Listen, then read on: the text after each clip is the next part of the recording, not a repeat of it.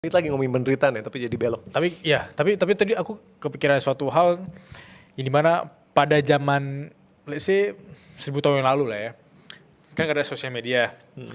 Dan orang-orang itu harusnya distraksinya bisa jadi kecemasan akan perang, Betul. ketidaknyamanan, wabah penyakit segala macam. Dan orang-orang yang mungkin punya privilege untuk berkarya akhirnya menghasilkan karyanya luar biasa.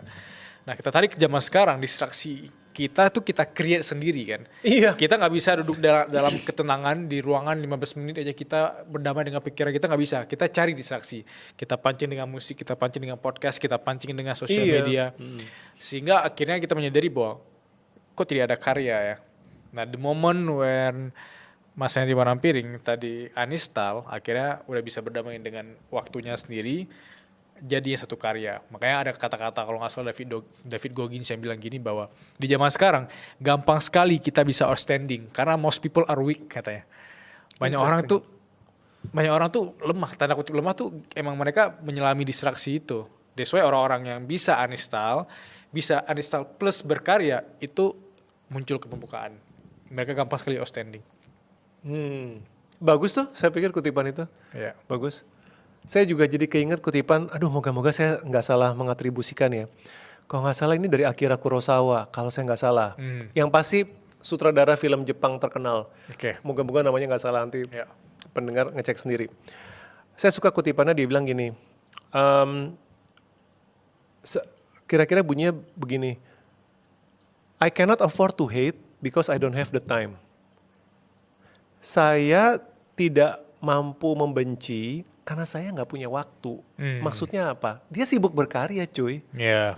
Nah, ini kita di era dimana kita sering netizen ngasih komentar terus kan, ngejulit terus. Berarti kalian kurang berkarya kayaknya. Karena kalau kamu sibuk berkarya, kamu tuh nggak ada waktu tuh buat.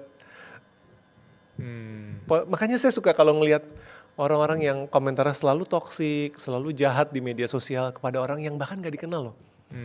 Gitu. Dan kita gak bicara kritik konstruktif ya. Kalau kita bicara kritik konstruktif pada pemerintah atau apa segala macam gak apa-apa lah. Tapi kadang-kadang ada artis dijahatin gitu kan. Saya malah kesian sama yang ngasih komen.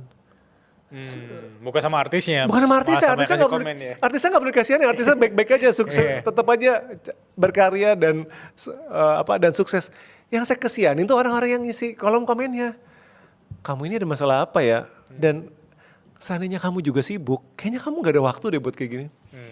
Gitu, untuk ngejulitin orang lain. Gitu. Ya.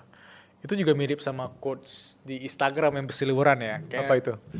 Ini salah satu artis Amerika yang bilang bahwa I'm so addicted to self improvement and I have no time to criticize others katanya. Dia selalu sibuk sama pengembangan diri, jadi nggak ada waktu untuk ngekritik orang lain. Dan itu mikir, ya juga ya orang-orang yang, atau gini simpelnya, coba bayangkan orang yang berkelas, lesis, kita look up ke siapa? Sosok itu, mungkin nggak sih dia scrolling IG 5 jam sehari? Nggak mungkin. Karena kalau mungkin itu kayak bukan dia deh.